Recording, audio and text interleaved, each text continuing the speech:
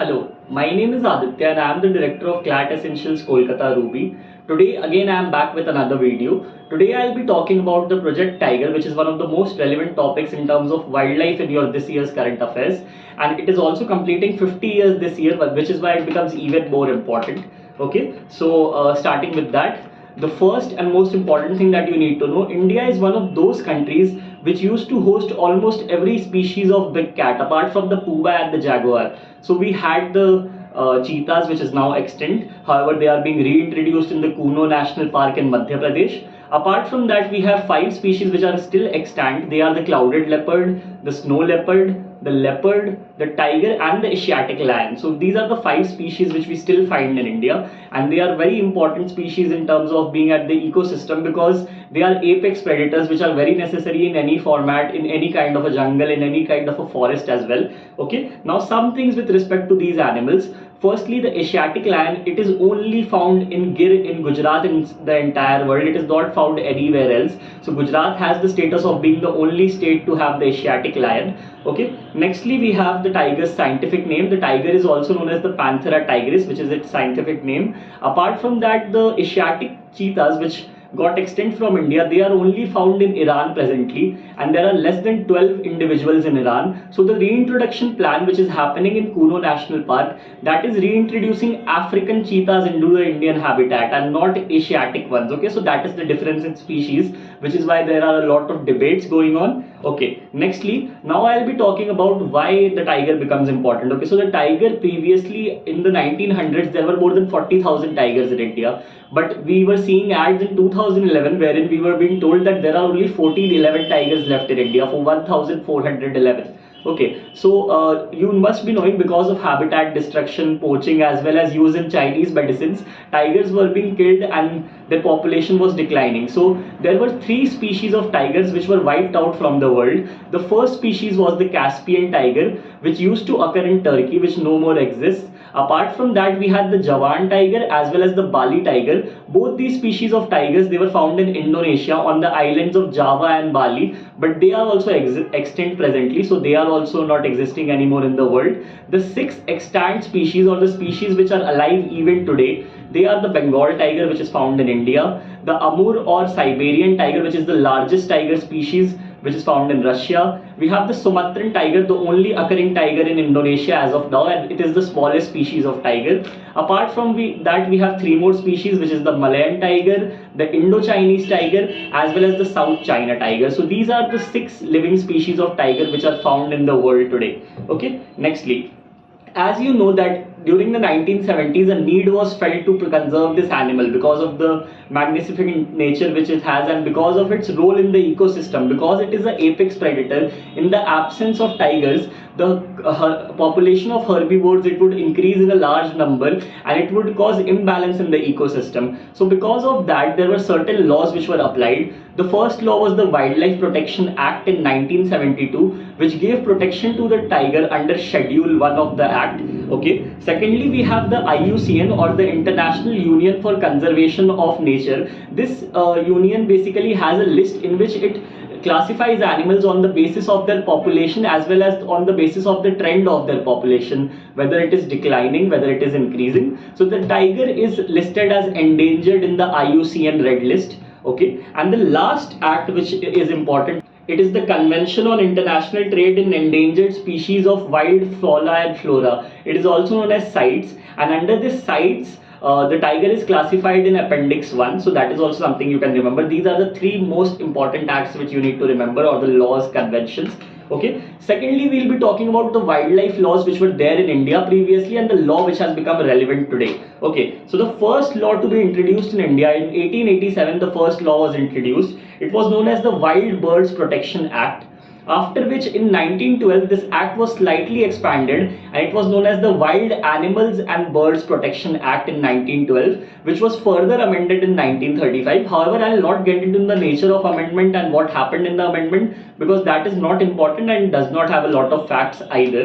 Okay, so nextly we'll be talking about the biggest act or the most important act of them all, which came in 1972. It is known as the Wildlife Protection Act of 1972. This act, the Wildlife Protection Act, it intended to provide protection to not just the tiger but every species of animal which was endangered or which was declining in India. Okay, so the Wildlife Protection Act, it has 6 schedules, and out of these 6 schedules, Schedule 1 and Schedule 2 is the most important schedules because it contains the harshest penalties as well as the most highest number of protection which can be given to animals. So you can understand Schedule 1 and 2 are very important in the Wildlife Protection Act. Okay, now some more things with regard to this act. This act also helped India become a party of the CITES, which is also a very important convention. And why is CITES important? CITES is important because CITES has helped India do a number of things. Firstly, a central zoo authority was established with the help of CITES in 1992, and this central zoo authority, it has played a key role in regulating the manner in which zoos work in India in order to ensure that there are no unhygienic as well as small spaces for animals in zoos and they are given the natural environment in zoos. So that is why this central zoo authority was important. Also, one more thing, the CITES, it is also known as the Washington Convention, so you can remember that about the CITES as well. Okay, apart from that, a national board of wildlife was also formed because of this CITES convention, and this national board of wildlife, it was formed by an amendment of the Wildlife Protection Act which happened in 2002. Okay, and this national board for wildlife, this is basically chaired by the Prime Minister of India. So presently the chairman will be Mr. Narendra Modi. Okay, next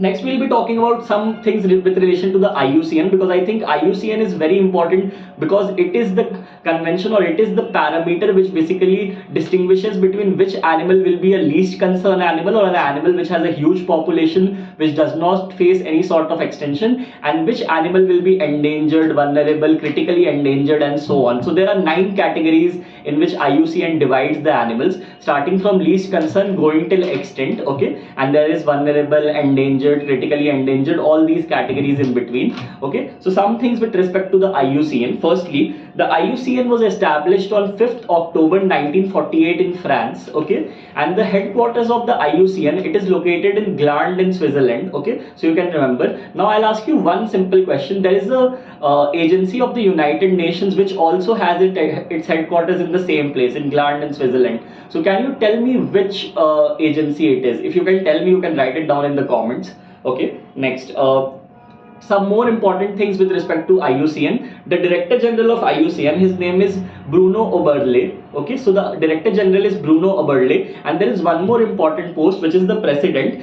His name is Razan Al Mubarak. Okay, so you can remember these 2 names, and if you want to make your notes slightly better, then you can also add the countries from which these people belong, because sometimes they also question you with respect to the nationality. So you can remember that, like you must remember the question in the FIFA question which came in your last exam. It basically asks you about the president of Liberia, if you remember. So sometimes countries, nationalities become important, so maybe you can write down their nationalities as well. That's for you to find.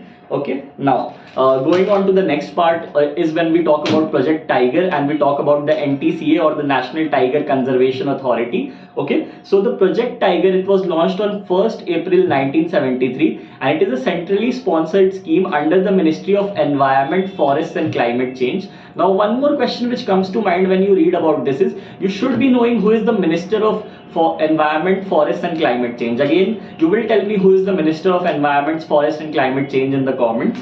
Okay, next, this Project Tiger, it was passed during PM Indira Gandhi's tenure, and it was launched from the Jim Corbett National Park in Uttarakhand. So you must be remembering that Jim Corbett, he was a famous hunter and he was responsible for killing the man-eater of Kumaon, which was a tiger found in the Kumaon region, which was responsible for killing a large number of humans. Okay, so the park is named after him because that person, initially he was a hunter, but later on he became a conservationist. So that is why the park is known as Jim Corbett National Park, and it is one of the most beautiful tiger reserves in India.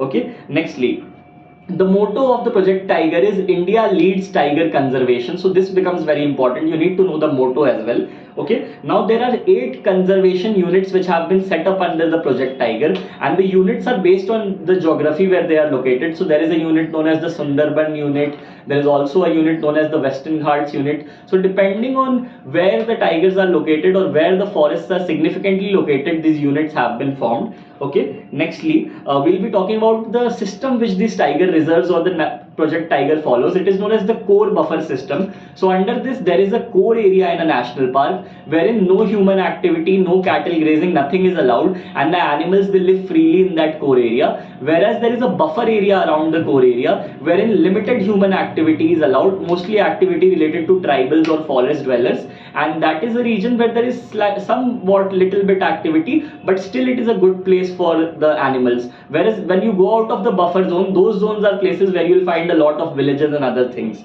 Okay, now next, I'll be talking about the next thing, which is the NTCA, which was formed under the Ministry of Environment, Forest and Climate Change, and it was established in 2005. One more thing which becomes important in this is that it was established under section 38L1 of the Wildlife Protection Act of 1972, the National Tiger Conservation Authority. Okay, and the National Tiger Conservation Authority brought about an amendment in the Act of 1972, and that amendment happened in the year 2006. So that is also something you can remember. Okay, now the National Tiger Conservation Authority basically gives various measures as well as various things which can be done to improve the conservation of tigers. Okay, so various tiger reserves were formed under this. Initially, you must remember that prior to the Wildlife Conservation Act, there were 5 tiger reserves. However, after Project Tiger, when Project Tiger was launched, there were 9 tiger reserves. But in today's date, there are 54 tiger reserves. With the 54 tiger reserve was formed in Uttar Pradesh, known as the Ranipur Wildlife Sanctuary, and it is the 4th tiger reserve of Uttar Pradesh. Okay, now since we are knowing about tiger reserves, there are some things which become important for you to know. You should know the largest tiger reserve in terms of core area, that is Nagarjuna Sri Sailam Tiger Reserve located in Andhra Pradesh. Whereas the tiger reserve with least area in the core region, that is the Orang Tiger Reserve located in Assam. Okay, and apart from that, some more important thing like a tiger reserve located in the mangrove delta, that is the Sundarbans. Apart from that, the highest population of tigers, they occur in which region or which state in India. These are things you should be knowing. I'll tell you which state it is in the end part of this discussion. Okay, now coming to the next thing, there is a monitoring system which was required for monitoring these tigers, because in 2006 a need was felt that just like the census which we have, in which we determine the population of our country, we were supposed to have a census in 2021, which did not happen. Our last census had happened in 2011. Okay, so our census is pending right now, but the tiger census, it was continuing, and it has happened last year also in 2022. So the first tiger census, it happened in 2006, whereas the last tiger census happened in 2022. And unlike the human census which happens every 10 years in India, the tiger census happens every 4 years in India. Okay, so how do we determine how many tigers are originally there? You can't go to every forest and count exactly how many numbers of tigers are there. So some methods were devised. So I'll tell you a couple of important methods which are important in my opinion. The first method is known as monitoring system for tigers intensive protection and ecological status, which is also known as the M-stripes, and it was vital because it was launched in 2010, and it was a new and innovative method to measure the tiger population. Okay, apart from that, another system was launched in the Jim Corbett National Park in 2016. It was known as the EI system. So by use of electronic media and other means, we were able to determine the population of the tiger. So these are two very important systems, the EI system as well as the M-stripes. Okay, now next, the 5th tiger census, like I told you, it was conducted in 2022. That is the latest tiger census, which basically pegs the number of tigers at 3167 in India. So there has been an increase from the last number, which was somewhere around 2900. So it is estimated that there has been a 6 or 7% increase in the population of tigers. Okay, now there are some more important things for you to know. This tiger census becomes extremely important because of a reason, because there was an initiative which was launched during this tiger census. It is known as the International Big Cat Alliance. So India has launched this alliance because India, it has a lot of big cats, and it is very rich in terms of wildlife. So this alliance was launched by India to promote cooperation in the field of conserving and protecting big cats, all the big cats, not just the tiger. There are 7 big cats in total. the leopard, the tiger, the lion, the snow leopard, the jaguar, the puma, and the cheetah. So there are 7 big cats in total, which you should be remembering. Okay, so the International Big Cat Alliance was launched to conserve these big cats. Okay, and the International Big Cat Alliance, it has 97 member countries, all those countries where these big cats are found. Okay, now next, like I told you, the tiger census is happening every 4 years. So this census happened in 2022. Last one must have happened in 2018. So you can remember some things. So I think this is mostly about the facts related to your Project Tiger, as well as tiger as an animal, as well as the Wildlife Protection Act and every other thing related to that. So I'm not getting into the subjective parts like the salient features and everything, because that is not important for your exam. You're not going to be asked subjective questions. So I just wanted to be to the point and crisp. So but I'll be asking you 3-4 trivia questions, which should be interesting way to learn. So I'll give you 4 trivia questions. I'll start with my first question. Here you go. So the first question is, tiger is the national animal of which countries? So we know that tiger is the national animal of India, but how many countries have tiger as the national animal? So the answer to this question is India, Bangladesh, Malaysia, and South Korea. So there are 4 countries which have tiger as their national animal. So you can remember that. Nextly, I'll be asking you which state has been traditionally known as the tiger state of India.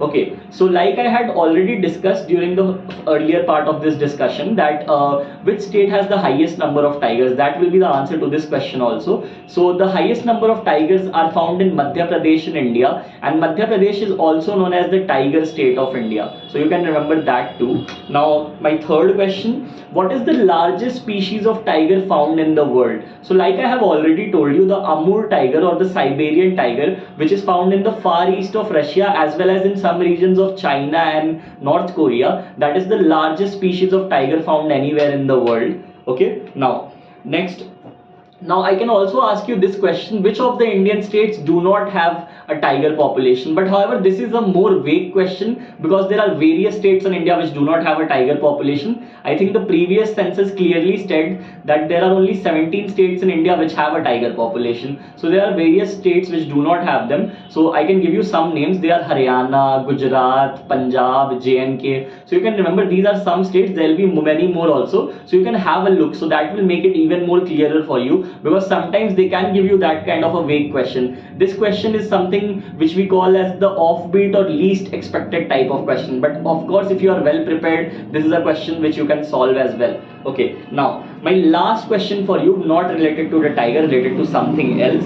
Okay, so the last question which I have is, the National Tiger Conservation Authority is also the regulatory body which is monitoring the coming of cheetahs in India and the reintroduction plan of cheetahs in India, which is happening in Kuno National Park in Madhya Pradesh, like I told you. So my question to you is, cheetahs are being brought from which 2 countries to India in this reintroduction project? Okay, and the answer to this question is Namibia and South Africa. As of now, 8 cheetahs have been brought from Namibia and 12 have been brought from South Africa. However, it is a sad reality that 3 of them had died previously only, and there was some joy because 4 cubs were born in recently. However, 3 of them have died as well. So in total, the death toll is 6. So this project, I don't know it's going in which direction, but however 70 crores have been invested and there are efforts to revive the cheetah in India. However, as of now, the efforts are not yielding a lot of fruit. Okay, so that is all from Project Tiger from my end today. If you have any sort of questions with respect to Project Tiger, or if you have anything to add, you might write it down in the comments. I'll definitely answer your questions and I'll try to help you with your GK prep.